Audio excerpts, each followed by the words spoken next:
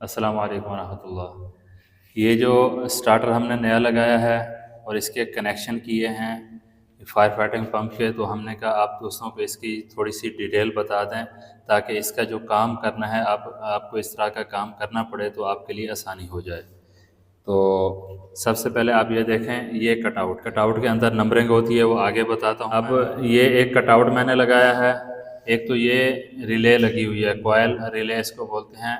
इसका भी काम वही है, इसका भी काम वही है। अगर ख़राब हो जाता है तो ये उसकी जगह पे मुतबादल लगा सकते हो। ये देखें, पुराना हमारे पास ख़राब हो चुका है, इसमें पानी वगैरह गया था, ये ख़राब हो चुका है, तो उसका नया हमने लगाया है और उसके साथ में एक हमने कटआउट भी लगाया है।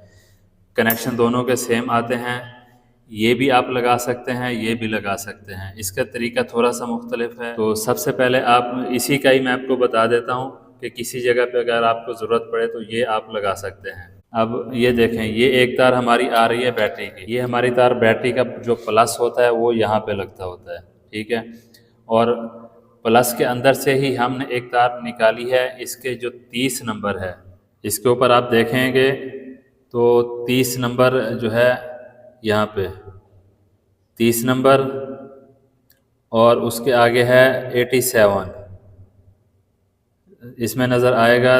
लेकिन आप जब देखेंगे ना लगाने के टाइम पे, तो आपने देखना है जो इसका 30 नंबर है वो बैटरी के प्लस टर्मिनल से वो लेके 30 नंबर पे देना है, और उसके आगे निकल है 87 निकाल के जो स्टार्टर का जो ये कॉयल का पॉइंट होता है छोटा, इधर से करीब करके देखें, ये अंदर एक लगा हुआ अलग से, ये ठीक है, ये अलग से जो पॉइंट है छोटा, ये 87 की तार उस पर लगा देनी। अब उसके बाद में बाकी हमारे दो तारें हैं।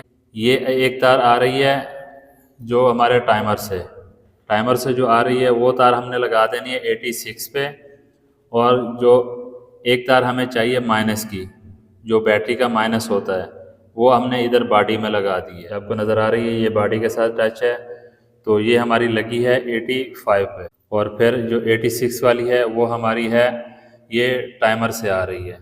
ये जो पीली तार हमारी टाइमर की, इसी के साथ हमने जॉइंट किया है। अब इससे चलाने का तरीका क्या है, जो हमारा करंट है बैटरी का वो यहाँ पे 30 नंबर पे खड़ा है, इसके जो माइनस है वो इसको डायरेक्ट मिला हुआ है। जैसे ही टाइमर, जैसे वो बटन ऑन करते हैं, टाइमर आगे करंट फॉरवर्ड करता है, तो करंट आता है यहाँ से आके ये 86 से, जैसे 86 पे आता है तो ये जो हमारा कटआउट है ये ऑन होता है। इसके अंदर देखें मैग्नेट कॉयल लगा हुआ है, जैसे ये ऑन होता है तो ये 30 नंबर वाला करंट आगे 87 से निकल के ये इसको करंट देता है। जैसे इसको करंट मिलता है, ये पुश होता है, तो ये हमारा स्टार्टर जो है ना वो ऑन हो जाता है। अब जितनी देर हमारा जो टाइमर इसको करंट देता रहेगा उतनी देर ये हमारा स्टार्टर चलता रहेगा।